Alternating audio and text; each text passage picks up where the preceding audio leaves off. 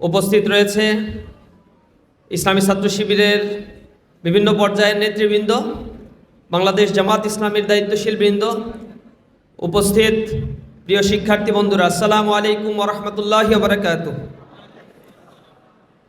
আপনারা কেমন আছেন? আপনাদের প্রোগ্রাম শুরু হয়েছে অনেক আগে এবং বক্তব্য অনেকগুলো শুনেছেন। আমি কিন্তু আপনাদেরও 1 ঘন্টা আগে এই বিল্ডিংয়ে আসছি আর কি। সুতরাং আমিও আপনাদের সাথে অনেক কিছুই শুনছি, অনেকগুলো গান পরিবেশন করা হয়েছে। এখন শেষ বক্তার একটা বড় বিপদের কারণ হচ্ছে ইনি বক্তব্য শেষ করলেই বেশি তালি পায়, আর যত দীর্ঘ করে তত বিরক্ত হয় মানুষ। আমরা বিরক্ত হওয়ার আগ পর্যন্ত যতক্ষণ বলা যায় চেষ্টা করব ততটুকু বলার জন্য, যাতে আপনাদের ধৈর্যচ্যুত না হয়। আল্লাহ রাব্বুল আলামিন আমাদের এই প্রোগ্রামের মাধ্যমে যে কল্যাণটুকু রয়েছে সেগুলো আমাদের হাসিল করার তৌফিক দান করুন। ইসলামী ছাত্র শিবির বাংলাদেশের প্রত্যন্ত এলাকাগুলোতে, প্রতিটি কলেজ ইউনিভার্সিটিগুলোতে এই নবীনবরণ অনুষ্ঠানের আয়োজন করে এবং এটা একটা ইউনিক একটা প্রোগ্রাম ইসলামী ছাত্র শিবিরের। যেই প্রোগ্রামগুলো স্টুডেন্টরা যখন ইউনিভার্সিটিতে আসে, কলেজে আসে, তাদের সাথে সিনিয়র জুনিয়রের মধ্যে একটা অ্যাফিলিয়েশন এই প্রোগ্রামের মাধ্যমে আমরা করে থাকি। বিভিন্ন ইউনিভার্সিটিতে আমরা দেখেছি সিনিয়ররা জুনিয়ররা আসার পরে র্যাগ দিতে ব্যস্ত থাকে, কিভাবে তাদেরকে হেয় প্রতিপন্ন করা যায়, কোনোভাবে তাদের নিয়ে হাসি তামাশা করা, ঠাট্টা বিদ্রূপ করা, এগুলোই তাদের অনুষঙ্গ হয়ে দাঁড়ায়। আমরা সেই জায়গা থেকে Islami Chhatra Shibir career counselling programme, career counselling agency, LCMC college চালু করা, পাশাপাশি আমাদের soft skill hard skill development programme, ethical development programme, স্টুডেন্টদের মধ্যে management skill, norms, values creation করা।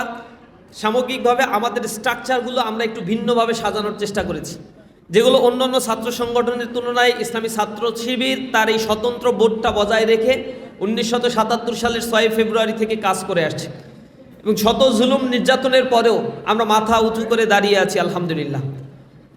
1977 সালে প্রতিষ্ঠার পর 2 বছর পরে ইসলামী ছাত্র শিবির বাংলাদেশের সরকারি বেসরকারি বিভিন্ন কলেজ ইউনিভার্সিটিগুলোতে ছাত্র সংসদ নির্বাচনে অংশগ্রহণ করেছিল। সেই নির্বাচনগুলোতে আল্লাহ রাব্বুল আলামিন আমাদেরকে নিরঙ্কুশ বিজয় দান করেছিলেন। এরপর থেকেই টানা 35 বছর বাংলাদেশে কোনো ছাত্র সংসদ নির্বাচন হয় না। সর্বশেষ গত বছর এবং এ বছরের শুরুতে 5টা বিশ্ববিদ্যালয়ের ছাত্র সংসদ নির্বাচন হয়েছে। আপনারা দেখেছেন 1980, 82, 85 সালের মতো এই ছাত্র সংসদ নির্বাচনেও ইসলামী ছাত্র শিবির প্রতিটি ক্যাম্পাসে একেবারেই ল্যান্ডস্লাইড ভিক্টরি ইসলামী ছাত্র শিবির অর্জন করেছে আলহামদুলিল্লাহ। এই দীর্ঘ সময় ধরে ছাত্র সংসদ নির্বাচন না হওয়ার পেছনে কারণটা ছিল, অথবা বর্তমান সরকার এর আগেও 2 বার ক্ষমতায় ছিল, ফুল টেনিউর পার করেছে তারা। এই সময় তাদের ক্ষমতায় থাকাকালীন সময়ে একটা বারও তারা বাংলাদেশের কোনো ক্যাম্পাসে কোনো ছাত্র সংসদ নির্বাচন তারা দেয় নাই। তারা এগুলোতে ভয় পায়। ক্যাম্পাস নির্বাচনগুলো হলে কি হয় সেগুলো আপনারা ডাকসুতে দেখছেন, রাকসুতে দেখছেন, চাকসুতে দেখছেন। সেগুলো আপনারা আমাদের জগন্নাথ বিশ্ববিদ্যালয়, জাহাঙ্গীরনগর বিশ্ববিদ্যালয় আপনারা দেখতে পাচ্ছেন। সেখানে কোনো হল দখল আর চলছে না, ভর্তি বাণিজ্য চলে না, সিট দখল চলে না, চাঁদাবাজি চলে না, টেন্ডারবাজি চলে না, মদ গাঁজা হিরোইন এর ব্যবসা বাণিজ্য চলে না।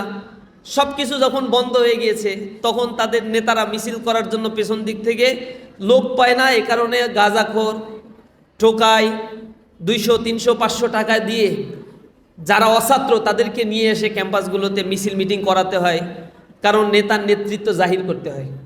বড় প্রোগ্রাম করতে পারে না, অর্থের সংকুলান নাই, নিজের পকেটের টাকা দিয়ে কেউ রাজনীতি করে। এই কারণে এই জাতীয় নবীনবরণ হোক, ক্যারিয়ার গাইডলাইন প্রোগ্রাম হোক, এইসব প্রোগ্রামও তারা কোনোদিন করতে পারবে না। কিছু কিছু জায়গায় করে, সেই জায়গায় কিছু অর্থের যোগান থাকে। 5 টাকা আয় হলে 4 টাকা খরচ করবে, 1 টাকা পকেটে যাবে, অথবা 3 টাকা খরচ করবে, 2 টাকা পকেটে যাবে। এটা হচ্ছে রাজনীতি অন কাইন্ডস অফ বিজনেস। এই বিজনেসটা যখন বন্ধ হয়ে যায় তখন এই রাজনীতি চেতনার কথা আর কারো মাথায় ঢোকে না, কেউ এটা করতেও চায় না। এই কারণে সবার রাজনীতি এখন এমন একটা অবস্থায় আছে, ইসলামী ছাত্র শিবির বলছে আইডিওলজি নিয়ে যাও, থিম নিয়ে যাও, নতুনত্ব নিয়ে ছাত্রদের কাছে যাও। যদি সেটা যেতে পারো তাহলে তুমি সারভাইভ করবা, যদি যেতে না পারো তাহলে তুমি সারভাইভ করতে পারবা না। ক্যাম্পাস হবে কমন প্লেস অফ ভ্যালুস। আমার ভ্যালুগুলো আমি প্রচার করব, মার্কেট প্লেস অফ ভ্যালুস। এই ভ্যালুগুলো প্রচার করব, স্টুডেন্টরা এটা অ্যাকসেপ্ট করবে অথবা রিজেক্ট করতে পারে। তাদের স্বাধীনতা আছে তোমাকে যাচাই করার, বাছাই করার। আমরা কাউকে চাপিয়ে দেব না যে আমার দলই উৎকৃষ্ট, আমার দলকেই গ্রহণ করতে হবে। আমার ভিতরে কোনো দোষ ত্রুটি থাকলে সেগুলো সমালোচনা করতে হবে, আমাকে আত্মপর্যালোচনা করতে হবে, আমাকে আপডেট হতে হবে, স্টুডেন্টের চাহিদাগুলো বুঝতে হবে। এটা না বুঝে আমি আমার নেতার পেছনে ছোটাকে বাধ্যতামূলক করে দেব, দলের রাজনীতি না করলে, দলের স্লোগান না ধরলে, দলের মিটিং মিছিলে না গেলে তাকে হল থেকে, ক্যাম্পাস থেকে বের করে দেয়া হবে। এরকম রাজনীতিগুলো বাংলাদেশে জুলাই পরবর্তী আর প্রশ্রয় দেওয়া যাবে না। সহস্রাধিক শহীদ এখানে জীবন দিয়েছে, ক্যাম্পাসগুলো উত্তপ্ত হয়েছে, ফ্যাসিবাদ মুক্ত করেছে, ক্যাম্পাসগুলো স্বৈর শাসন মুক্ত করার জন্য আমরা সংকল্পবদ্ধ। আমরা দেখেছি বর্তমান সরকার সেই কাজ করতে গিয়ে নিজের দলীয় এজেন্ডা বাস্তবায়নের জন্য ঢাকা বিশ্ববিদ্যালয়ের মতো আঙিনাকে তারা কলুষিত করেছে। তাদের কেন্দ্রীয় কমিটির একজন সদস্য নির্বাচন পরিচালনা কমিটির দায়িত্বে আছেন এমন একজন ক্রাইটেরিয়ার মানুষকে ঢাকা বিশ্ববিদ্যালয়ের বিসি বানিয়েছে। সাদা দল না করলে তিনি কোনো জায়গার বিসি হতে পারবেন না। দুনিয়াতে আর কোনো শিক্ষক নাই যাদের কোনো কোয়ালিটি আছে, শুধু একমাত্র কোয়ালিটি হচ্ছে ছাত্র দল, বিএমপি, এগুলো করতে হবে। এগুলো ধিক্কার জানাই। জুলাই পরবর্তী এমন নগ্ন দলীয়করণ, সারা দেশের প্রশাসকগুলো নির্বাচন না দিয়ে তারা নিজেদের প্রশাসক বসিয়েছে, এগুলো নতুন রাজনীতিক বন্দোবস্ত এরকম আমরা চাই নাই। ছাত্ররা এই জন্য জীবন দেয় নাই। অনতিবিলম্বে সরকারের বোধোদয় হোক, আমরা তরুণ প্রজন্ম যে কারণে ভোট দিয়েছি সেই সংস্কারগুলো হোক, গণভোটের রায় বাস্তবায়িত হোক, অন্যথায় জনগণ আবার রাস্তায় নামবে, ছাত্ররা আবার প্রতিবাদ মুখর হয়ে উঠবে ইনশাআল্লাহ। আপনাদের কিছু প্রশ্ন আছে, আমি কিছু প্রশ্নের উত্তর দিয়ে আপনাদের আজকে গাইডলাইন প্রোগ্রাম, আশা করি গাইডলাইন অনেকগুলো পেয়েছেন। আমার পক্ষ থেকে কিছু কথা বলেই শেষ করবো ইনশাআল্লাহ। একজন বলছেন, ভাইয়া আপনার প্রথম বর্ষের দিনগুলো কেমন ছিল? সেই সময় কোনো সিদ্ধান্ত নিয়ে আজকে আপনি এই অবস্থায় এসেছেন। আমাদের বিশ্ববিদ্যালয়ে ভর্তি হওয়ার পর থেকে প্রথম বর্ষে এরকম কোনো নবীনবরণও পাই নাই, কেউ আমাদেরকে ডাকেও নাই, গাইডও দেয় নাই। তবে হ্যাঁ, ইসলামী ছাত্র শিবিরের ভাইয়েরা লাইফের একটা রোল ঠিক করে দিয়েছিল, একটা গোল ঠিক করে দিয়েছিল, একটা অ্যাম্বিশন ছিল। এই অ্যাম্বিশন অনুযায়ী আমরা চলেছি। কিভাবে চলবো, কোথায় আড্ডা দিতে হবে, কিভাবে কি করতে হবে, এই বিষয়গুলো তারা নির্দেশনা দিত। আলহামদুলিল্লাহ সেই গাইডেন্সের কারণে যতটুকু রেজাল্ট অ্যাচিভমেন্ট হয়েছে, যতটুকু ডিগ্রি অ্যাচিভমেন্ট হয়েছে, তার একটা বড় ভূমিকা ইসলামী ছাত্র শিবিরের রয়েছে। ইসলামী রাষ্ট্র নিয়ে আপনাদের পরিকল্পনার কি?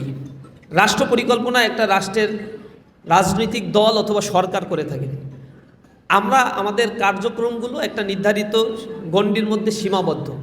আমরা বলছি আমাদের কার্যক্রমের এরিয়াটা হচ্ছে তরুণ ছাত্র সমাজকে নিয়ে, তাদের মাঝে ইসলামের আহ্বান পৌঁছানো এবং বাস্তব জীবনে ইসলামের পূর্ণ অনুশীলনের দায়িত্বানুভূতি জাগ্রত করা।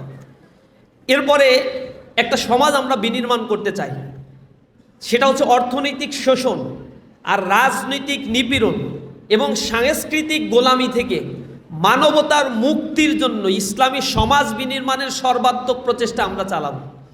আর এজন্য আমাদেরকে জাহেলিয়াতের মূলে কুঠারাঘাত করতে হবে, অর্থনৈতিক বন্দোবস্তকে রিফরমেশন করতে হবে, সাংস্কৃতিক আগ্রাসনকে অ্যাবলিশ করে এখানে একটা সুস্থ সাংস্কৃতিক ধারা প্রতিষ্ঠা করতে হবে, সামাজিক স্ট্রাকচারকে রিস্ট্রাকচার করতে হবে। আর এইটা করার জন্য আমরা একটা লক্ষ্য উদ্দেশ্য এবং একটা মিশন ভিশন নির্ধারণ করেছি। লক্ষ্য উদ্দেশ্যের মধ্যে আমরা বলেছি আল্লাহ প্রদত্ত, রাসূল করিম সাল্লাল্লাহু আলাইহি সাল্লাম প্রদর্শিত বিধান অনুযায়ী, অর্থাৎ আল কোরআন, এবং রাসূল প্রদর্শিত বিধান হচ্ছে রাসূলের সুন্নাহ, এই দুইটা নিয়ে মানুষের সার্বিক জীবনের পুনর্বিন্যাস সাধন করে দিব। এটাকে আমরা বলছি পুনর্বিন্যাস করা, রিস্ট্রাকচারিং করা। আমাদের জীবন যেই ফ্লোতে চলে, আমাদের আত্মা আছে, নফস, যেই নফসগুলো নফসে আম্মারা, নফসে সাইয়্যা, নফসে মুতমাইন্না। কিছু নফস আছে খারাপ কাজ করতে ভালো লাগে, উৎসাহিত করে, আনন্দ বোধ করে, যেমন মাদকাসক্ত হতে ভালো লাগে, আড্ডা দিতে ভালো লাগে, সিনেমা দেখতে ভালো লাগে। এই জিনিসগুলো সাময়িক সময়ের জন্য, ড্যান্স করতে ভালো লাগে, নাচ গানের আসর করতে ভালো লাগে, সাময়িক সময়ের জন্য এগুলো ভালো লাগে। একটা সময় গিয়ে এর ইউটিলিটি মানুষ হারিয়ে ফেলে। মৃত্যুর মুখোমুখি যখন দাঁড়িয়ে যায় তখন তার ভিতরে একটা সাইকোলজিক্যাল প্যাটার্ন পরিবর্তন হয়ে যায়। তো আমরা চাই এই যে খারাপ নফসটা তাকে অন্যায়ের দিকে ডাকে, আর একটা নফস আছে তার অন্তরের ভিতরে ভালো কাজ করলে প্রশান্তি লাগে তার। এই প্রশান্ত চিত্তের কার্যক্রমগুলো মানুষের মধ্যে যত বেশি বৃদ্ধি পাবে, পাশবিক শক্তির উপরে নৈতিক শক্তি যতক্ষণ পর্যন্ত অগ্রাধিকার না পাবে, ততক্ষণ পর্যন্ত একটা মানুষ মানুষ হয়ে গড়ে উঠতে পারে না। আমরা বলি আমাদের সমাজে জনসংখ্যা বেড়ে যাচ্ছে, কিন্তু মানুষের সংখ্যা কমে যাচ্ছে। পৃথিবীতে যত প্রাণী আছে সেই প্রাণীর একটা নেগেটিভ অ্যালিগেশন আছে বা নেগেটিভ ফরমেশন আছে। যেমন আপনি মানুষের ক্ষেত্রে মানে দেখবেন একটা শব্দ ব্যবহার করা হয় অমানুষ আর মানুষ। প্রাণীর ক্ষেত্রে একটা জিনিস আপনি খেয়াল করবেন, অছাগল অগরু এগুলো কখনো বলে না, অভেড়া অবাঘ অহরিণ এগুলো কেন বলে না? হিংস্র প্রাণী যে সাপ, অসাপ বলে না। সাপ তো এমনি হিংস্র, ওর বৈশিষ্ট্য নেচার ফিচার যা, ওর সাথে আর কিছু মিলানোর দরকার নেই। একটা বাদরকে অবাদর বলার কোনো দরকার নেই, এমনি বললেই হয় তুই বাদরের মতো করছিস কেন, মানুষের মতো আচরণ কর। তাহলে এই যে বাদর, শিম্পাঞ্জি, ডাইনোসর এগুলোর কোনো দিয়ে নেগেটিভ শব্দ ব্যবহার করার দরকার হয় না, কারণ তাদের নেচার ইটসেলফ নেগেটিভ। মানুষের ক্ষেত্রে একটা শব্দ ব্যবহার করা হয় মানুষ আর অমানুষ। মানুষের মতো মানুষ হ, অমানুষ হইস না। কেন এটা বলা হয়? কারণ মানুষের যে আচরণ করা উচিত মানুষ আসলে সেটা করে না। একটা ছাগল জন্মগ্রহণ করার পরে তার মার কাছ থেকে সে অল্প সময়ের মধ্যে শিখে নেয় তার কি করতে হবে। একটা ছাগলের বাচ্চাকে দেখবেন না হাঁসের মতো পানির ভিতরে সারাক্ষণ সাঁতার কাটে। একটা মাছের পোনাকে দেখবেন না বাঘের বাচ্চার মতো সারাক্ষণ হুঙ্কার দিয়ে বেড়ায়। একটা বাদরের বাচ্চাকে দেখবেন না সে হচ্ছে মাছের মতো পানির মধ্যে দৌড়াদৌড়ি করছে। প্রত্যেকেরই যে নেচার ফিচার আছে সে জন্মের পরেই অল্প সময়ের মধ্যেই এটা শিখে নেয়। এজন্য তার স্কুল লাগে না, কলেজ লাগে না, ইউনিভার্সিটি লাগে না, প্যাট্রোনাইজেশন লাগে না। ভাষা শেখার জন্য 2 বছর ধরে অ আ সরে আ এগুলো শেখানোর কোনো প্রয়োজন হয় না। বাই নেচার সে অনেক কিছু শিখে যায়। মানুষের ক্ষেত্রে হাঁটা চলা করতেও 2 বছর সময় লাগে। এই বেচারার জন্য হসপিটাল লাগে। সেও যদি অসুস্থ হয়ে পড়ে, সামান্য একটা অস্পৃশ্য জিনিস যেটা দেখা যায় না, ক্যান্সারের জীবাণু, হামের জীবাণু তার মৃত্যুর কারণ হয়ে যেতে পারে। এত দুর্বল, খুলিকল ইনসানা দয়ীফা, একেবারে দুর্বল করে এই মানুষটাকে আল্লাহ রাব্বুল আলামিন সৃষ্টি করে দিয়েছেন। এই মানুষের নেচার তৈরি করতে গেলে ইউনিভার্সিটি লাগে, কলেজ লাগে, ট্রেনিং লাগে, শিক্ষা লাগে, পরিবার লাগে, সামাজিকীকরণ লাগে, কালচার লাগে, সব কিছু মিলে একটা মানুষকে গ্রো আপ করতে হয়। এরপরেও মানুষ মানুষ হয়ে উঠতে পারে না। একজন মানুষ যার বাবা নাই, মা নাই, রাস্তায় বড় হচ্ছে, হিতাহিত জ্ঞান নাই, সেই মানুষের সেন্স আর আপনার বাবা আছে, মা আছে, তারা উচ্চ শিক্ষিত, ইউনিভার্সিটি পড়ুয়া, ডাক্তার অথবা ইঞ্জিনিয়ার, আপনাকে যেভাবে গ্রো আপ করবে ওই দুইয়ের মধ্যে সমান হয় না। কিন্তু আপনারও চোখ আছে, নাক আছে, কান আছে, হাত আছে, সব কিছু আপনার মতো, অবয়ব আপনার মতো, কিন্তু সাইকোলজিক্যাল প্যাটার্নটা টোটালি আপনার চাইতে ভিন্ন।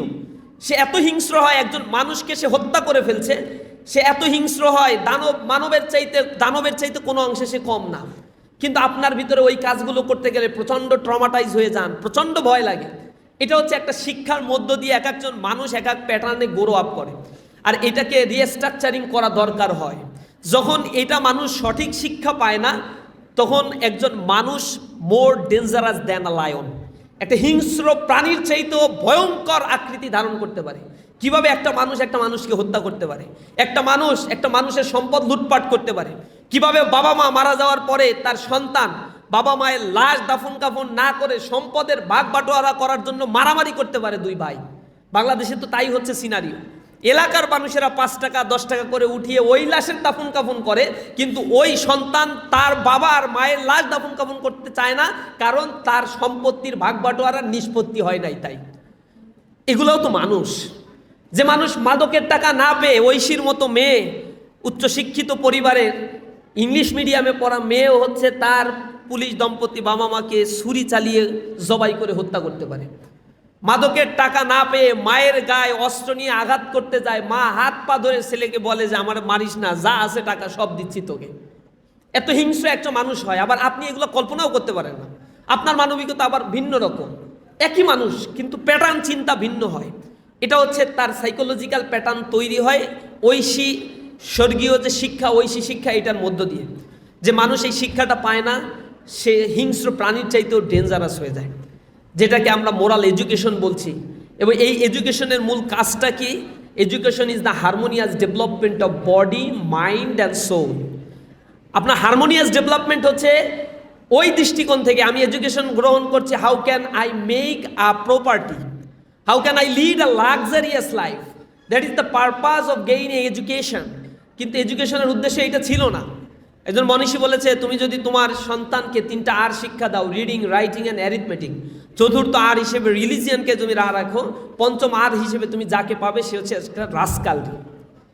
আমাদের সোসাইটিতে জনসংখ্যা বাড়ছে 20 কোটি, এক সময় ছিল 7 কোটি, স্বাধীনতার পর থেকে আস্তে আস্তে 56 বছর পরে এসে সেটা 20 কোটিতে রূপ নিয়েছে, কিন্তু মানুষের সংখ্যা গ্রাজুয়ালি কমে যাচ্ছে, মানুষ বাড়তেছে না, মনুষ্যত্ব হারিয়ে যাচ্ছে, জনসংখ্যা বৃদ্ধি পাচ্ছে অনেক বেশি। মানুষ কিভাবে হারিয়ে যাচ্ছে?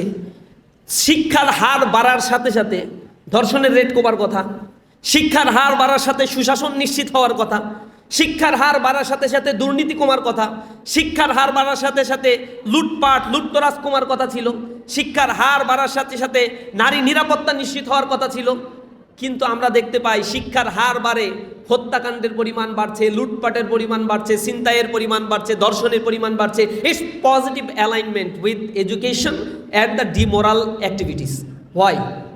এটার মূল কারণটা হচ্ছে এডুকেশনের মধ্যে যে পারপাসটা থাকার কথা ছিল, সেই ইথিক্যাল জায়গা, হারমোনিয়াস ডেভেলপমেন্টের ওই মাইন্ড অ্যান্ড সোল, আত্মাকে পরিশুদ্ধ করার কাজটা শিক্ষা করতে পারছে না। শিক্ষা করছে বস্তুবাদী মানসিক একটা সোসাইটি স্ট্রাকচার তৈরি করে রাখছে।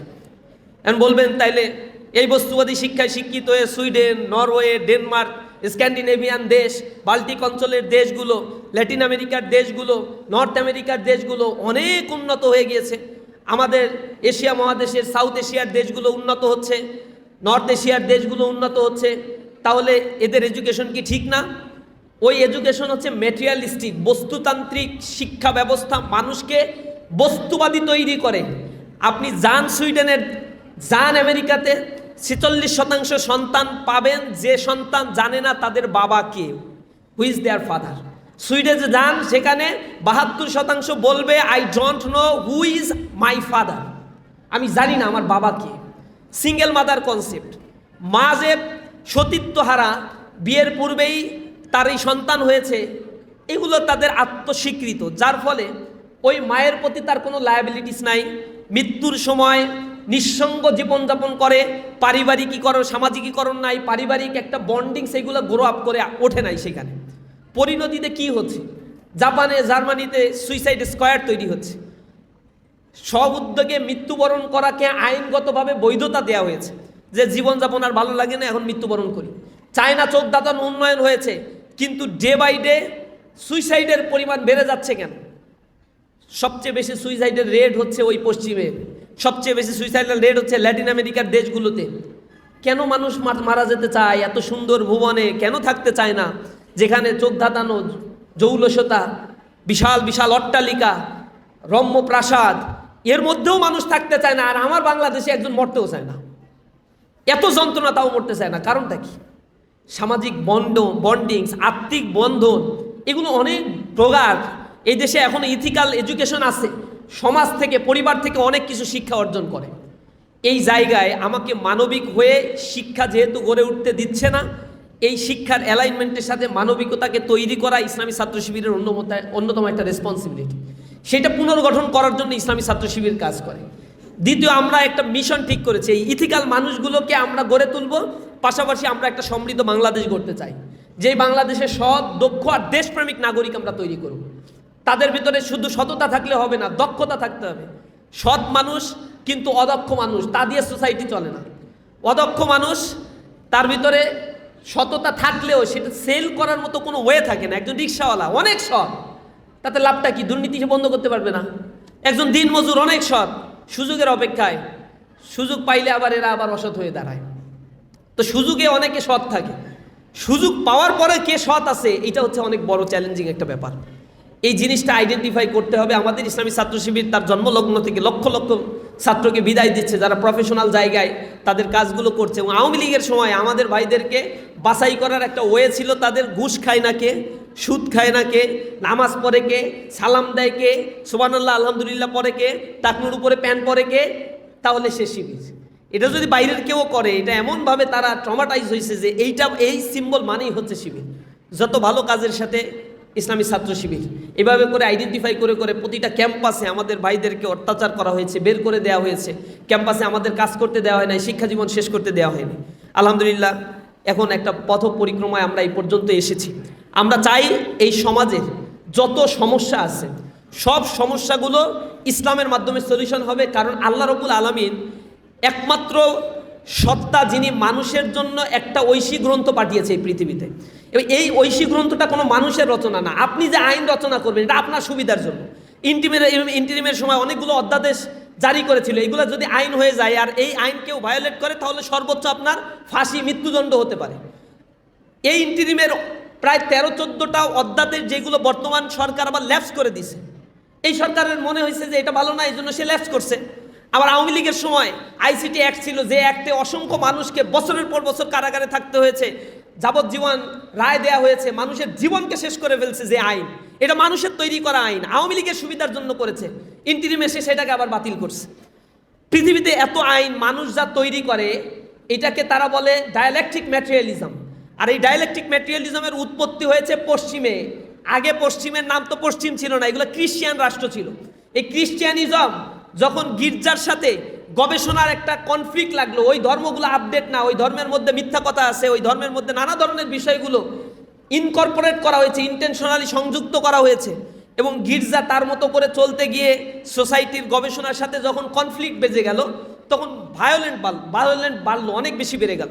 তখন তারা আন্ডারস্ট্যান্ডিং করলো যে পশ্চিমায় আমরা যে জ্ঞান গবেষণা করি সেটা দিয়ে রাষ্ট্র চলবে, আর রাষ্ট্র গির্জার কাছে শপথ নেবে, আর গির্জা হচ্ছে আমাদের তত্ত্বাবধায়ক থাকবে। এভাবে তারা একটা কনফ্লিক্ট রিডিউস করলো। আর তাদের যে সভ্যতা, এটার একটা নাম দিতে হবে, তাই তারা ওয়েস্টার্ন সভ্যতা এটা নাম দিল। আগে ওয়েস্টার্ন সভ্যতা ছিল হচ্ছে খ্রিস্টিয়ান একটা আইডিওলজি, খ্রিস্টিয়ান একটা সোসাইটি ছিল সেই সময়ে। এরপরে সোসাইটি কিভাবে চালাইতে হবে, আইন তো লাগবে। আইন তৈরির জন্য তারা গবেষণা করা শুরু করলো। গবেষণা করতে করতে করতে করতে একটা আইন তারা দাঁড় করালো, এইটাকে তারা বললো থিসিস। এই থিসিসটা যখন বাস্তব জীবনে অ্যাপ্লাই করা শুরু করলো, সেটাকে আবার তারা বলছে কিছু জিনিস হয়ে যায় ভুল, যে না এটা বাস্তব জীবনের সাথে সাংঘর্ষিক, শুনতে ভালো লাগে, আইন কানুন ভালো, কিন্তু বাস্তব জীবনে চলে না। এইটাকে নিয়ে আবার থিসিস করে, সেটাকে তারা বলে অ্যান্টিথিসিস। অ্যান্টিথিসিসের মধ্য দিয়ে আগের থিসিসের কিছু অংশ বাদ দেয়, কিছু অংশ রেখে দেয়, যেটা বাদ দেয় আজীবনের জন্য বাদ দিয়ে দেয়। তাহলে থিসিস, অ্যান্টিথিসিস। এবার অ্যান্টিথিসিস কিছুদিন যাওয়ার পরে দেখে এটাও ব্যাকডেটেড, এই আইন দিয়ে সমাজ এখন আর চালানো যাবে না, তাহলে আবার আরও কিছু গবেষণা করো, নতুন কিছু আবার আনে, আর অ্যান্টিথিসিস থেকে আবার কিছু বাদ যায়, ওইটাকে আবার বলে সিনথিসিস। Thesis, antithesis, synthesis. এইভাবে করে করে মানুষ তার জ্ঞান গবেষণা বুদ্ধি শুদ্ধি দিয়ে যখন যেটা ভালো, আজকে এটা ভালো তো কালকে ওইটা খারাপ, কালকে ওইটা ভালো তো পরের দিন ওইটা খারাপ, এই খারাপ ভালোর দোলাচলের মধ্য দিয়ে তাদের আইন প্রণয়ন করা হয়, যা মানুষের জন্য কোনো সময় জুলুম, কখনো শাসকদের তুষ্টির জন্য, ভালোর জন্য তারা শুধুমাত্র এই আইনগুলো প্রণয়ন করেছে। এই জিনিসটাকে বলে ডায়ালেকটিক ম্যাটেরিয়ালিজম, দান্দিক বস্তুবাদিতা। সমাজ ব্যবস্থায় এই দান্দিক বস্তুবাদিতা ওয়েস্টার্ন সোসাইটি উপহার দিয়ে সমাজের মধ্যে একটা ক্যাওটিক সিচুয়েশন তারা তৈরি করে রাখছে। আর এর এগেইনস্টে ইসলামিক একটা ফিলসফি আছে, আইডিওলজি আছে, যে আইডিওলজি একেবারে ইউনিভার্সাল। রাসূলের যুগ থেকে কিয়ামত পর্যন্ত এই আইডিওলজিটা চলবে। এই আইডিওলজির মধ্যে কোনো ধরনের ভুল পৃথিবীর কেউ বের করতে পারবে না, কারণ এটা আল্লাহ তৈরি করছেন, আর আল্লাহ মানুষকেও তৈরি করেছেন। মানুষের জন্য যে আইন আল্লাহ রাব্বুল আলামিন তৈরি করে দিয়েছেন, আল্লাহ মানুষকে তৈরি করেছেন, মানুষের কোনটা ভালো এইটাও আল্লাহ রাব্বুল আলামিনই জানেন। সুতরাং তার আইনই হচ্ছে সবচেয়ে পিউরিফাইড, সবচেয়ে আপগ্রেডেড এবং সবচেয়ে মানবতার জন্য উপযোগী একটা আইন, যে আইনটা দিয়ে আমরা বলি এই সোসাইটির সব সমস্যার সমাধান করা যায়। ইসলামিক ল কখনো ব্যাকডেটেড হয় না, এটা গবেষণার উপরে ডিপেন্ড করছে।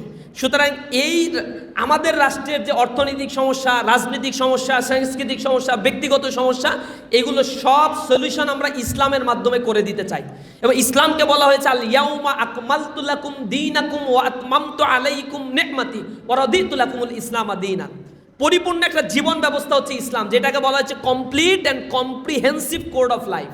আপনার জীবনের ঘুম থেকে বিবাহ, পরিবার, চলাফেরা, আত্মীয়তার বন্ধন, লেখাপড়া, সামাজিকীকরণ, সব কিছুর বিস্তারিত বর্ণনা এই ধর্মগ্রন্থের মধ্যে আছে। ইভেন রাষ্ট্র পরিচালনা, অর্থ পরিচালনা, সব বিষয়গুলো ইসলামের মধ্যে আছে। ইসলামের ধার করতে যেতে হয় না পশ্চিমাদের কাছে, পূর্বের কাছে ধার করতে হয় না, কারো কাছ থেকে কোনো ল ধার করতে হয় না, কোনো কিছুই করতে হয় না। এটাকে আমাদের জানতে হবে। ইসলামিক শরিয়া যেটা, ইসলামিক ল যেটা, ইসলামিক রাষ্ট্র কাঠামো যেটা, এবং সেইটার ব্যাপারে ইসলামী ছাত্র শিবির প্রাথমিক পর্যায়ে দাওয়াতি কাজ করছে, স্টুডেন্টদেরকে লেসন দেওয়ার চেষ্টা করছে, বোঝানোর চেষ্টা করছে এবং এই রগুলো রিফরমেশনের জন্য ধারাবাহিকভাবে আন্দোলন করে তুলছে। একজন প্রশ্ন করছেন, আপনারা এত বড় প্রোগ্রাম করার জন্য টাকা পান কোথা থেকে? এই টাকার আমাদের অনেকগুলো সোর্স আছে। এক নম্বর সোর্স হচ্ছে আমাদের যারা ছাত্র শিবির করে তাদের বাধ্যতামূলক একটা চাঁদা দিতে হয়। আমরা ছাত্র মানুষ আর কত টাকা চাঁদা দিতে পারি, এটা মাসের 1 থেকে 5 তারিখের মধ্যে ফান্ডে দিতে হবে, যেটাকে আমরা ইয়ানাত বলি, বাইতুল মাল বলি। এটা আমার আয় থেকে স্বতঃস্ফূর্তভাবে দেওয়ার জন্য আমি অদাবদ্ধ। দ্বিতীয় আয়ের সোর্স হচ্ছে ইসলামী ছাত্র শিবির তার প্রতিষ্ঠা লগ্ন থেকে যে লক্ষ লক্ষ জনশক্তি বিদায় দিয়েছে, তারা এখন সবাই স্ট্যাবলিশড। তাদের আয়ের একটা অংশ এরা হচ্ছে আমাদের সুদী শুভাকাঙ্ক্ষী, তারা ভালোবেসে আমাদেরকে দান সৎকা এটা করে।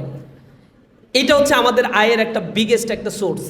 তৃতীয় সোর্স হচ্ছে আমাদের কিছু প্রকাশনী আছে, বই খাতা আছে, অসংখ্য বই আমরা বের করি প্রতি বছর, অসংখ্য নান্দনিক প্রকাশনী, সায়েন্সের জন্য, কমার্সের জন্য, আর্টসের জন্য, স্কুল ছাত্রদের জন্য এগুলো বের করি। এটার একটা মুনাফা আছে আমাদের, ওই মুনাফা থেকে আমাদের আয় হয়। আর আছে আমাদের কিছু পত্রিকা, সেখান থেকে আয় হয়। এই সব আয়গুলোর আবার সুনির্দিষ্ট ব্যয়ের পন্থা এবং খাত রয়েছে, সেই খাত অনুযায়ী ব্যয় করতে হবে। সেইভাবেই আমরা এই ম্যানেজমেন্টটা গ্রো আপ করার জন্য চেষ্টা করি। আলহামদুলিল্লাহ ইসলামী ছাত্র শিবিরে যেহেতু ময়লা আবর্জনা অর্থ এখানে ইনকর্পোরেট হয় না, কোনো খারাপ জিনিস এটাকে স্পর্শ করে না, এ কারণে 2 টাকার মধ্যে আল্লাহ 2 কোটি টাকার বরকত দিয়ে দেয়। আমাদের এই অর্থ ব্যবস্থাপনার মধ্যে আল্লাহ রাব্বুল আলামিন অনেক বেশি বরকত দিয়েছেন এবং এই প্রোগ্রামগুলো আমরা সহজেই করতে পারি। পরীক্ষার হলে শিবিরের ভাইয়েরা কি সহযোগিতা করে নাকি নৈতিকতা মেনটেন করে? পরীক্ষার হলে সহযোগিতা বলতে আনইথিক্যাল কোনো কাজ, এগুলো করা নিষেধ। কারো দেখে লেখা, কারো কাছে সিরকুট প্রোভাইড করা, এগুলো করলে আমরা যদি জানতে পারি, প্রশাসন ব্যবস্থা না নিলেও ছাত্র শিবির আগে তাকে সাসপেন্ড করে, সংগঠন থেকে বহিষ্কার হয়।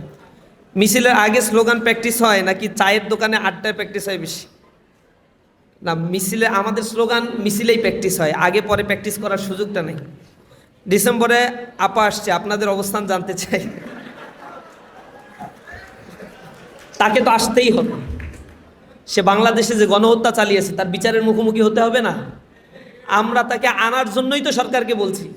ওইখানে বৈশা মাঝে মাঝে বিষধর সাপের মতো উসফাস উকিঝুঁকি মারে, যখন দেখে সে বাংলাদেশে অপাঙ্ক্তেও হয়ে গিয়েছে, তাকে নিয়ে আর দুনিয়ার কেউ আলোচনা করছে না, হঠাৎ করে একটা ভিডিও ছেড়ে দেয়। এই তো সামনে প্রতিষ্ঠাবার্ষিকী 23শে জুন, ওই সময় আসতেছি আমরা, তো 23শে জুন একজনেরও খোঁজ নাই, মিছিল মিটিং করার লোক নাই। এরপরে বলছে ডিসেম্বরে আসতেছি, কোন ডিসেম্বর সেটা কিন্তু মেনশন করে না। আগামী ডিসেম্বর, এটা এই ডিসেম্বরে হইতে পারে, পরেরটাও আগামী, তার পরেরটাও আগামী, অথবা কিয়ামত পর্যন্ত সে আগামী নাও আসতে পারে। তবে আমরা চাই তার কথা অনুযায়ী সে ডিসেম্বরেই আসুক। দেশের জনগণ এয়ারপোর্টে তাকে রিসিভ করবে, উষ্ণ সংবর্ধনা দিবে, এরপরে কারাগার তার জন্য প্রস্তুত আছে। আর ফাঁসির দড়ি তো এখন সরকার শুনছি অর্ডারটা দিবে তার জন্য, স্পেশাল দড়ি। তো তাকে তো ফিরে আসতেই হবে, জনগণ পাঠাবে তাকে, ভারতের জনগণই পাঠাবে ইনশাআল্লাহ। নবীন শিক্ষার্থী হিসেবে আমি কিভাবে আপনাদের সংগঠনে কাজ করতে পারি? আমাদের সংগঠনে এই প্রোগ্রাম হয়, সামাজিক আরও প্রোগ্রাম আছে, এগুলোতে অ্যাড হবেন। যদি সংগঠনের কর্মসূচি কর্মপদ্ধতি ভালো লাগে, সমর্থক ফর্ম পূরণ করবেন, সমর্থক হবেন।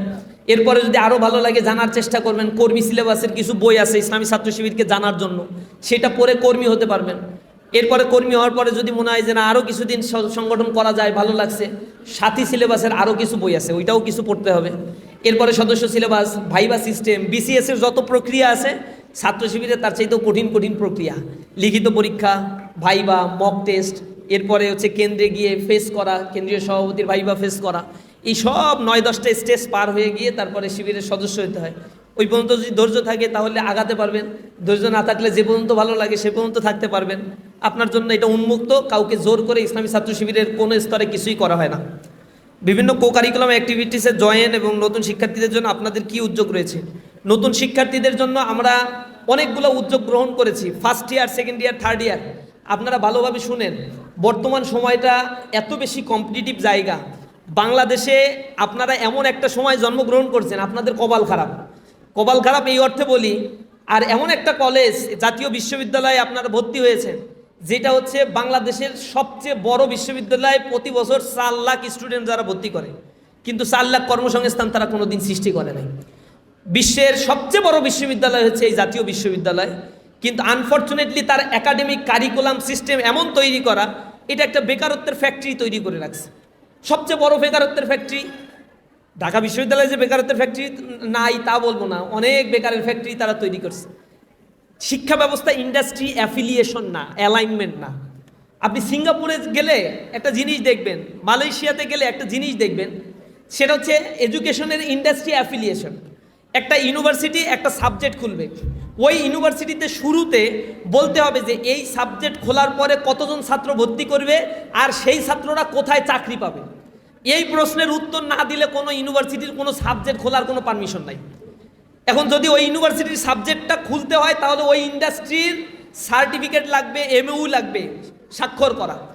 ওই ইন্ডাস্ট্রি ওই ইউনিভার্সিটির ওই ফ্যাকাল্টির ডেভেলপমেন্টের জন্য তারা ইনভেস্টমেন্ট করবে, এবং ওই ইন্ডাস্ট্রির ওই ফ্যাকাল্টি এটা জানে যে ওই ফ্যাকাল্টি থেকে যে ছাত্ররা বের হবে তারা আমার এখানে জব করবে। সুতরাং 4 বছর 5 বছর তারা যে লেখাপড়াটা করবে, এই সময় সবচেয়ে বেস্ট লেখাপড়া, best curriculum, best service, best industry affiliation, best training যদি আমি দিতে পারি তাহলে বেস্ট একটা এমপ্লয়ি আমি পাবো, কোনো ফ্রেশ এমপ্লয়ি আমার দরকার নেই। তাহলে আপনি চাকরি করলেন, আপনিও জানেন এই ইউনিভার্সিটির এই জায়গায় এই সাবজেক্টে ভর্তি হইলে আমার চাকরি হচ্ছে অমুক জায়গায়। সুতরাং আপনার ইউনিভার্সিটি ভর্তি হওয়া মানে অমুক জায়গায় চাকরির নিশ্চয়তা। আপনি না করলে ভিন্ন জায়গায় যেতে পারেন, এটা কোনো রেস্ট্রিকশন নাই, কিন্তু আপনার চাকরির সেক্টর ফিক্স করা আছে। আর ওই ডিপার্টমেন্টে যত টাকা ওই ইন্ডাস্ট্রি দেয় উন্নয়নের জন্য, সেটা দেয় এই কারণে যে ওইখানে দিলে যা তৈরি হবে এটা আমার জন্যই উপকার, দিন শেষে ওরা আমার এখানে চাকরি করবে। এটার নাম হচ্ছে ইন্ডাস্ট্রি অ্যাফিলিয়েটেড এডুকেশন সিস্টেম। এটা পৃথিবীর উন্নত সব দেশগুলোতে আছে। চায়নার মতো 130 কোটি মানুষের দেশে এটা আছে। চায়নায় বাংলা পড়ানো হয়, শুনলে অবাক হবেন। আমি চায়নার সাংহাইতে গিয়ে দেখছি, বেইজিংয়ে দেখছি, গুয়াংজুতে দেখছি, বাংলার ছাত্র বড় বড় ইনস্টিটিউট করে রাখছে, ভর্তি হয় এক একটা ইনস্টিটিউটে এক একটা ইয়ারে 19 জন 20 জন স্টুডেন্ট। জিজ্ঞাসা করলে যে তুমি বাংলায় পড়ো কেন, আমাদের সাথে তো বাঙালির সাথে ওরা গেলেই হচ্ছে কোঅপারেট করে সে ভাষা শেখার জন্য। তো বাংলায় ভর্তি হওয়া ওইখানে কিন্তু অনেক ডিফিকাল্ট। এটা হচ্ছে সিএসসিতে ভর্তি হওয়া খুব সহজ, কিন্তু বাংলায় অনেক ডিফিকাল্ট। কারণ ওই 20 জন ভর্তি হয়, ওই 20 জন পরবর্তীতে বাংলাদেশের যত ব্যবসা বাণিজ্য আছে চাইনিজের, ওইগুলো তারা টেক ওভার করবে, দেখাশোনা করবে। বাংলার সাবজেক্ট পড়ে, কিন্তু রবীন্দ্র পড়ে না, শরৎ পড়ে না, ঈশ্বরচন্দ্র বিদ্যাসাগর পড়ে না। তাই বলি তুই এগুলো না পড়লে বাংলা বোঝো কেমনে? আমাদের বাংলা সাহিত্য মানে তো ওইগুলা, বাংলায় অনার্স মাস্টার্স পাস করা তো সই শুদ্ধভাবে নির্ভুলভাবে কোনো একটা আর্টিকেলও লিখে শেষ করতে পারে না বাংলার ছাত্র বাংলাদেশ। পড়ায় হচ্ছে সরোজ, বঙ্গিম, ফররুক আহমেদ বা এই যে উপন্যাসগুলো পড়ায় একটা সাবজেক্ট শেষ করে ফেলে। এরপরে যে সে কী করবে, এত এত বাংলার সাবজেক্ট, কিন্তু বাংলার কোনো চাকরি বাংলাদেশে নেই। এত এত রাষ্ট্রবিজ্ঞান সাবজেক্ট, রাষ্ট্রবিজ্ঞানের চাকরি বাংলাদেশে সৃষ্টি করা হয় নাই। সমাজবিজ্ঞান ভরপুর, চাকরি নাই। দর্শন চাকরি নাই, পালি চাকরি নাই, উর্দু চাকরি নাই। এত সাবজেক্ট কেন খুলছো তুমি? এই সাবজেক্ট প্রয়োজন আছে, কিন্তু মানুষ যদি বেকার হয়ে ট্রমাটাইজ হয়, এই সাবজেক্ট কি গুলে পানি খায় কেউ? না, এটা আবার তার জন্য ঘৃণার পাত্র হয়ে দাঁড়ায়, এই সাবজেক্টের পরিচয় দিতে পারে না। অথচ এই সাবজেক্টগুলোতে অ্যাসেট। চায়নায় বাংলা পড়ছে, বাংলা পড়ার পরে তার যে চাকরি হচ্ছে, একজন সিএসসি ইঞ্জিনিয়ারের সেই পরিমাণে বেতনের চাকরি তারা দিতে পারে না বা হয় না। কারণ বাংলাদেশের বড় বড় ইন্ডাস্ট্রিগুলো ওই বাংলা ভাষা জানলে তিনি হচ্ছেন লিড দিবেন, একটা পর্যায়ে বড় এই প্রতিষ্ঠানগুলোর এমডি হবেন, সিও হবেন। ওইটার জন্য যে কয়জন দরকার ওই এস্টিমেশন করে ওই কয়জনকেই ওই সাবজেক্টটা পড়ায় শুধুমাত্র। আর বাংলাদেশে কি অবস্থা? আপনি যদি পড়তে চান আইনে, আপনারে পড়াবে দর্শনে। আপনি যদি পড়তে চান অর্থনীতিতে, আপনারে পড়াবে সমাজ বিজ্ঞানে। অনেক সময় দেখি বিজ্ঞানী হয়, ইচ্ছা ছিল কেমিস্ট্রিতে পড়ে বিজ্ঞানী হওয়ার, হয়ে গেছে হচ্ছে সমাজ বিজ্ঞানের বিজ্ঞানী। কিছু করার নাই, চান্স পায় নাই, আর তার মেধাটা এইভাবে ইভ্যালুয়েশন করে। এরপরে আপনি যাবেন চাকরির বাজারে, করবেন হচ্ছে ইউনিভার্সিটির চাকরি, কলেজের চাকরি, অথবা যাবেন ইসলামী ব্যাংকের চাকরি। তো ইসলামী ব্যাংকে চাকরি করে কারা? কেমিস্ট্রিতে পড়া ছাত্র ইসলামী ব্যাংকে চাকরি করে। তো কেমিস্ট্রির ছাত্র ইসলামী ব্যাংকে কী কাজ? ইসলামী ব্যাংকে তো ব্যাংক অ্যান্ড ইন্স্যুরেন্সের চাকরি করবে। ইসলামী ব্যাংকগুলোতে ইসলামী ব্যাংকের উপরে যার দক্ষতা আছে, ব্যাংকিং সেক্টরে যার দক্ষতা আছে, ওইগুলো নিয়ে যে পড়ছে তার চাকরি করার কথা না। কিন্তু হিসেব করে দেখবেন ব্যাংকিং সেক্টরে যারা চাকরি করে 95% হচ্ছে ব্যাংকিং সেক্টরের কোনো ব্যাকগ্রাউন্ড নাই তাদের। ব্যাংকে চাকরি করতেছে, সরকারি চাকরি করতেছে, আইআরএ চাকরি করতেছে, ওই যে সরকারের মন্ত্রী এমপি হয়ে যাচ্ছে। এরপরে সচিব যারা হয় ইংলিশ ডিপার্টমেন্টের ছাত্র, পররাষ্ট্র ক্যাডার। তো পররাষ্ট্র ক্যাডার হওয়ার জন্য আইআর নামে তো একটা সাবজেক্ট আছে, সেই সাবজেক্টের লোকজন কেন পররাষ্ট্র ক্যাডার হইতে পারে না? এটার জন্য কেন নির্ধারণ করা হয় না? তাহলে 4-5 বছর তার লাইফটাকে কেন শেষ করা হয়েছে ইউনিভার্সিটি পড়ায়? এরপরে আবার বিসিএস এর জন্য আরও 5 বছর তাকে পড়তে হচ্ছে কেন? একটা ছাত্রের জীবনের কোনো মূল্য যদি এই বাংলাদেশে থাকতো তাহলে তো এই বাংলাদেশটা উন্নত হতো। আমাদের ডেমোগ্রাফিক ডিভিডেন্ড সুবিধা আছে, আপনাদের জন্য এটা বলছি, এটা এই কারণে এখন বাংলাদেশে রাইট নাও 41 লক্ষ বেকার। সরকার স্বীকৃত দিয়েছে, স্বীকার করেছে যে না আমাদের 27 লক্ষ বেকার আছে, আর কিছু আছে হচ্ছে আনস্ট্রাকচারাল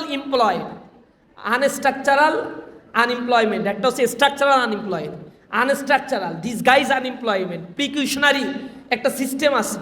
এইখানে কিছু আছে 5,000 টাকার চাকরি করে অথচ মাস্টার্স পাস করা, 10,000 টাকার চাকরি করে অফার করে অথচ সে অনার্স মাস্টার্স পাস করা, ইউনিভার্সিটি থেকে পাস করা। এই যে ডিসগাইজ আনএমপ্লয়েডের সংখ্যা, অথবা দক্ষতা তৈরি করছে না, তাকে অফার করা হচ্ছে এমন চাকরির যেই চাকরিটা তার পরিবারের স্বাবলম্বিতা তৈরি করতে ব্যর্থ হয়ে যাচ্ছে, এগুলোর পরিমাণ অনেক বেশি। তা আমাদের এই স্ট্রাকচারাল আনএমপ্লয়েড একেবারে বেসরকারি হিসেব অনুযায়ী 41 লক্ষ বাংলাদেশে। আর প্রতি বছর যে পরিমাণে বেকার বের হয় আর কর্মসংস্থানের মধ্যে ডিসপারশনটা প্রায় অনেক বেশি, 3-4 লক্ষ। এগুলো ডে বাই ডে ইমপ্রুভ হচ্ছে, ডে বাই ডে বেড়ে যাচ্ছে। এত বেকারের পরিমাণ, পড়াশোনা করে বের হবেন, নিশ্চয়তা নেই যে চাকরি পাবেন।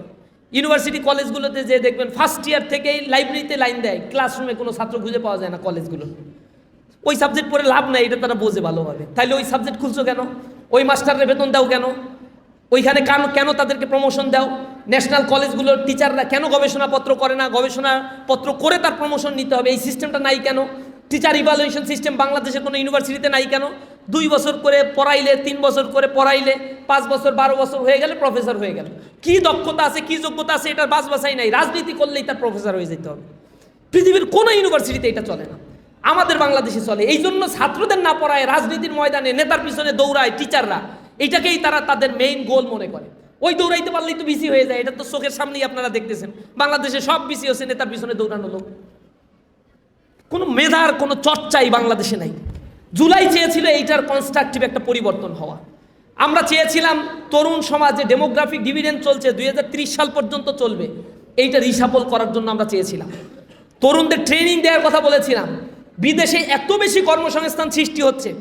আমি পৃথিবীর অনেক দেশে গেছি আল্লাহর রহমতে, গিয়ে এয়ারপোর্টে যে পরিমাণে লোকজন দেখা হয় খুবই ভালো লাগে, কিন্তু টপ লেভেলে পাওয়া যায় না। কিন্তু টয়লেটের আশেপাশে বাংলাদেশের লোক পাওয়া যাবে, ক্লিনার হিসেবে বাংলাদেশের লোক অনবদ্য, অসংখ্য লোক। লোয়ার টায়ারের চাকরিতে, উপরের টায়ারে গিয়ে দেখি ইন্দোনেশিয়ান বেশি, পাকিস্তানি বেশি, ইন্ডিয়ান বেশি। এগুলো দেখি উপরের টায়ারে, ওই জায়গায় আবার বাঙালি কেউ নাই, সব নিচে। সৌদি আরবে গেলে আপনি বুঝবেন, হজ উমরা করতে গেলে চারিদিকে দেখবেন যে আমি বাংলাদেশেই মনে আসি, কারণ ক্লিনার আশেপাশে যারা আছে সবাই বাংলাদেশ। এখানে যে সিস্টেমগুলো দুষ্ট চক্র তৈরি করে রাখছে, বিদেশে চাকরি করার জন্য যায় যে এজেন্সির মাধ্যমে, এই এজেন্সি সরকার দল কর্তৃক নিয়ন্ত্রিত। বিদেশে যেতে লাগে 2 লাখ টাকা, এজেন্সির মাধ্যমে গেলে সেটা লাগে 10 লাখ টাকা। 8 লাখ টাকা এজেন্সি লুটে পুটে খায়। তার সাথে মন্ত্রণালয়ের সচিব থেকে শুরু করে মন্ত্রী সবাই জড়িত এই লুটপাটের সাথে। দেশে কর্মসংস্থান নাই, বিদেশে যায় চাকরি করার জন্য, তার বিদেশের এম্বাসি দূতাবাসগুলোতে গিয়ে অভিযোগ দায়ের করার মতো কোনো অবস্থা থাকে না। অভিযোগ দায়ের করবে কিভাবে? ওই লর্ডদের তো পাওয়াই যায় না। ওরা হচ্ছে আবার আমাদের সার্ভেন্ট। এগুলো বিসিএস ক্যাডার না, বাংলাদেশ সিভিল সার্ভেন্ট। কিন্তু এই সার্ভেন্টরা হয়ে গেছে লর্ড। এখন পৃথিবীর বিভিন্ন জায়গায় অ্যাম্বাসেডার আছে, কিন্তু অ্যাম্বাসেডার 12টার সময় ঘুম থেকে উঠতেছে, তার জন্য দেখা করার জন্য মানুষ লাইন দেয়, অথচ তাকে অ্যাম্বাসিতে বেতনই দেওয়া হয় জনগণের টাকা দিয়ে, যে ওই এলাকার ওই রাষ্ট্রের যত বাঙালি আছে তাদের সমস্যা সমাধান করার জন্য। ওদের লাইন পাওয়া যায় না, ওরা খালি প্রোগ্রাম করে বেলায়। প্রোগ্রামে স্টেজে যে বক্তব্য দেওয়ার জন্য মনে হয় তাদেরকে অ্যাম্বাসিডার নিয়োগ দেওয়া হয়েছে। এটাই হচ্ছে তারা বুঝে। এখন এই দেশের উন্নতিটা হবে না কেমনে বলেন? আমার দেশের 1,55,00,000 ডায়াসপোরা আছে, যাদের রেমিটেন্সের উপরে এই বাংলাদেশ টিকে আছে।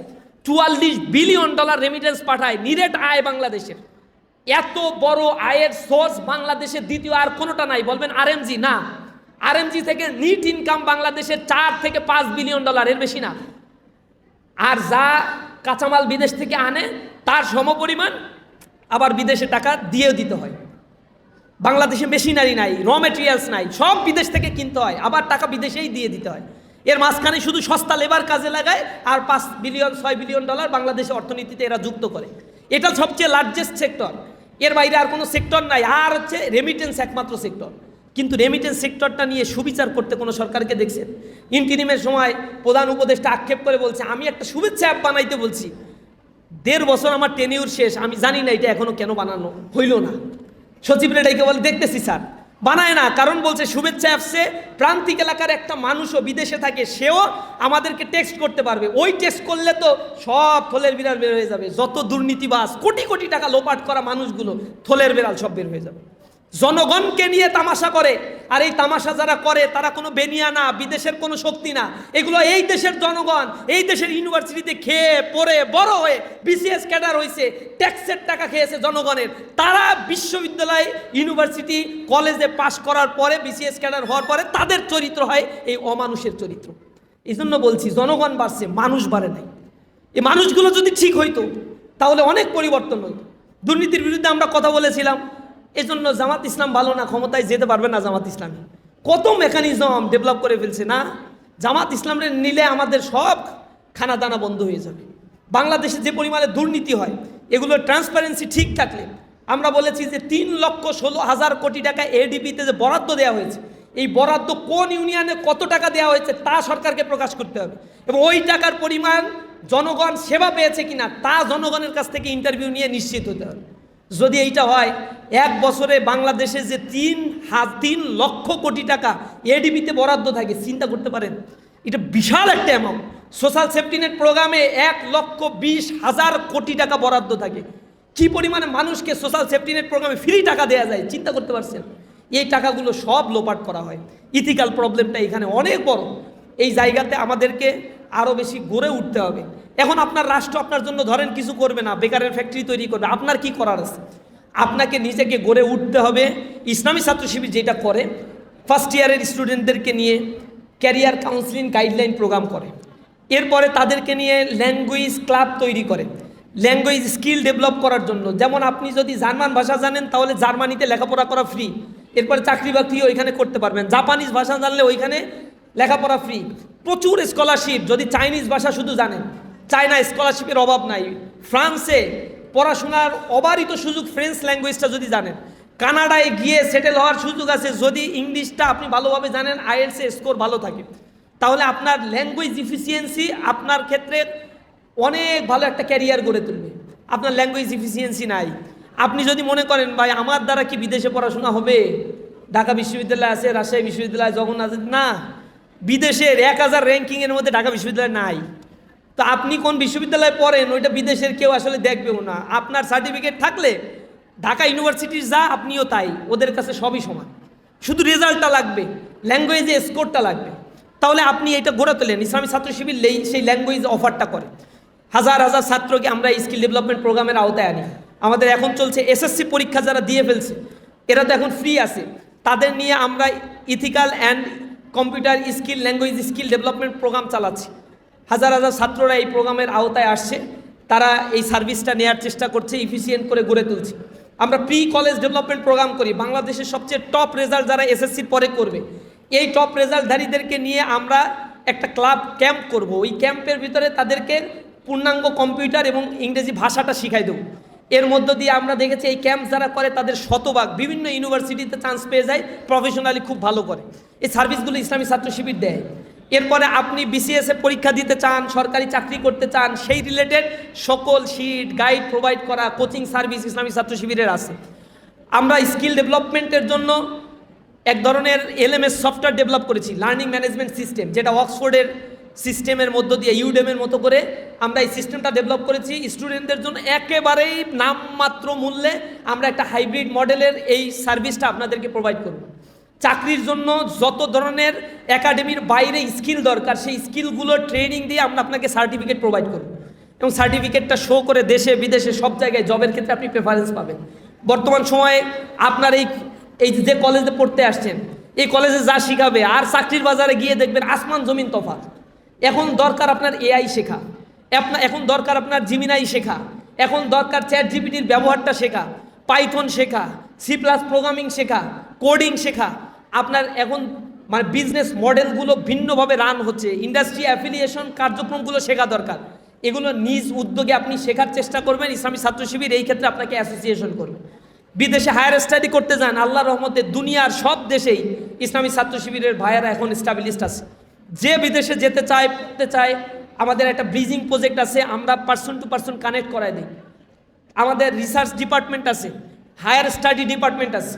এই ডিপার্টমেন্টগুলো আপনাদেরকে অ্যাসোসিয়েশন করবে রিসার্চ পেপার পাবলিকেশনের জন্য, বড় বড় জার্নালে পাবলিকেশনের জন্য, টিচার এঙ্গেজ করে দেওয়ার সকল কার্যক্রম ইসলামী ছাত্র শিবির করে।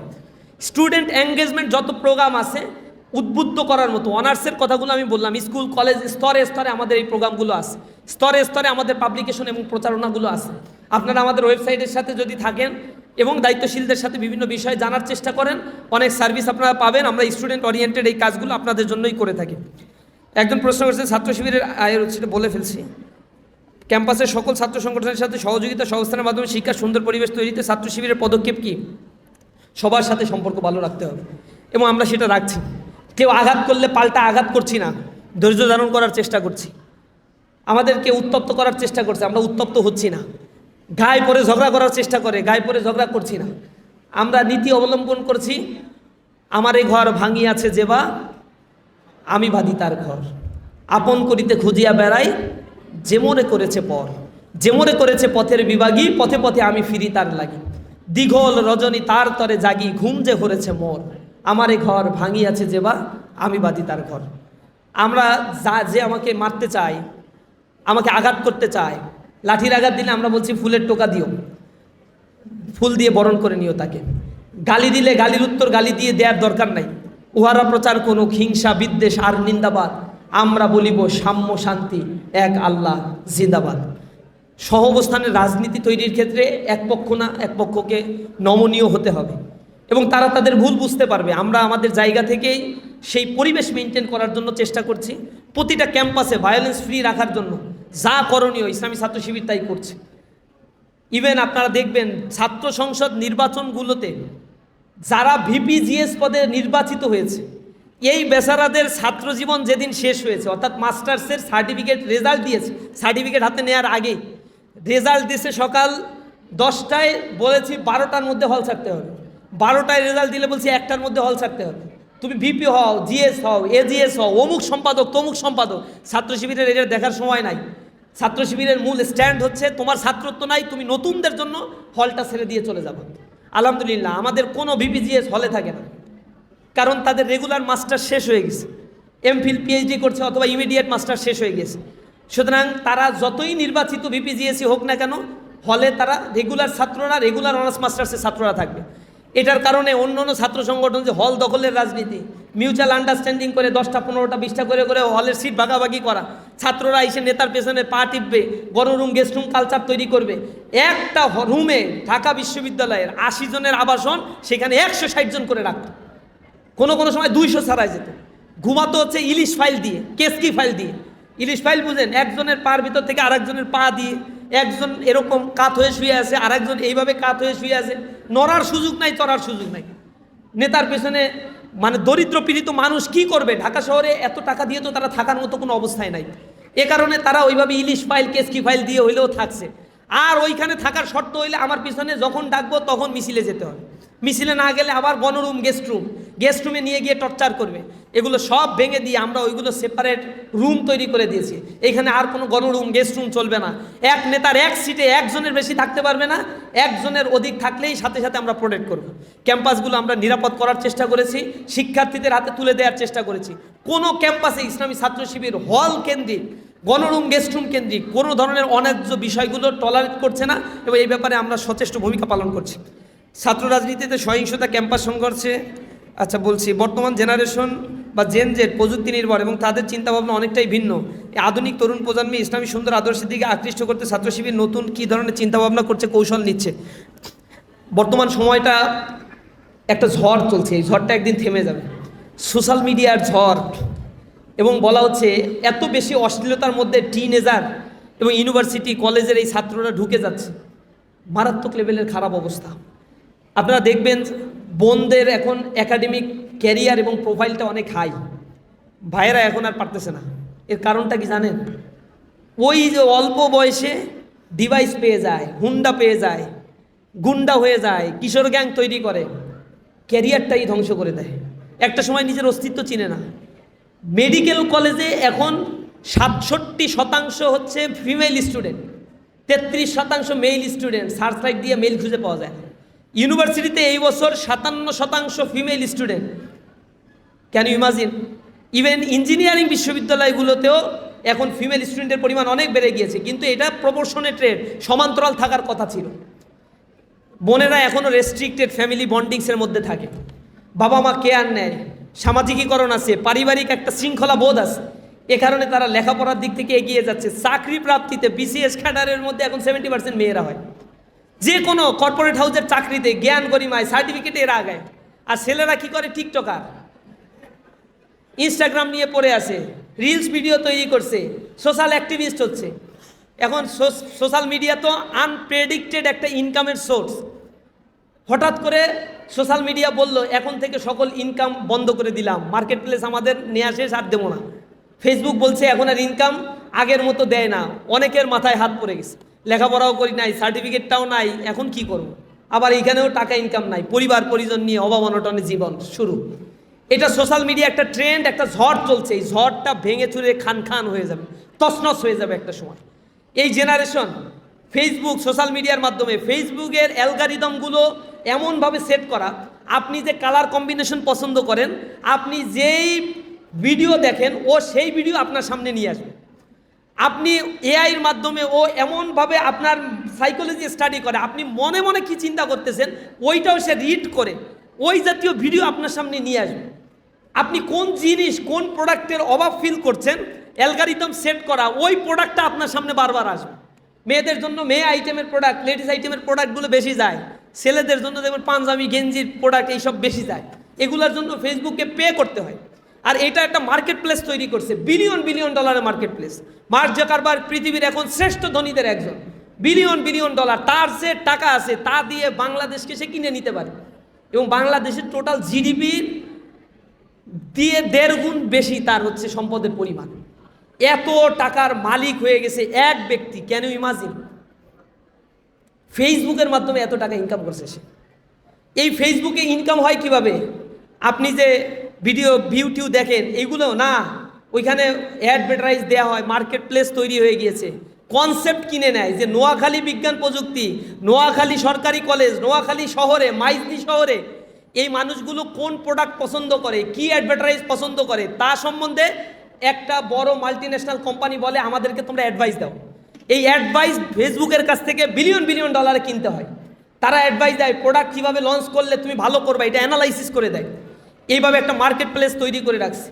যুবকদের ইথিক্স নষ্ট হয়ে গিয়েছে, নর্মস ভ্যালুস কিছুই নাই, অশ্লীলতায় ডুবে আছে। এবং অশ্লীলতার কারণে এখন সায়েন্টিস্টরা বলছে, চিকিৎসা বিজ্ঞান বলছে, একটা মাদকাসক্ত মানুষের মস্তিষ্কের গড়ন যেমন হয় ঠিক তেমন মস্তিষ্কের গড়নই একজন ব্যক্তি যিনি এই সোশ্যাল মিডিয়ায় অ্যাডিক্টেড হন তার ভিতরে তৈরি হয়।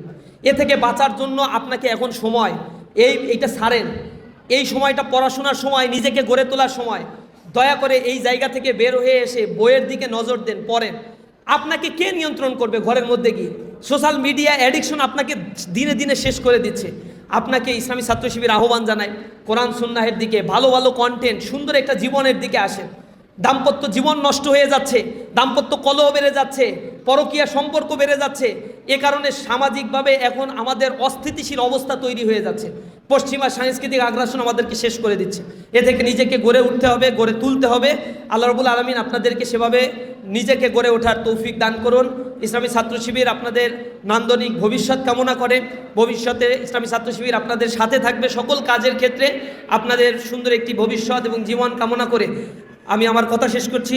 হাযা মা ইনদি ওয়া ইলমু ইনদাল্লাহ আলাইহি তাওয়াক্কালতু ওয়া ইলাইহি উনীব। আসসালামু আলাইকুম ওয়া রাহমাতুল্লাহ।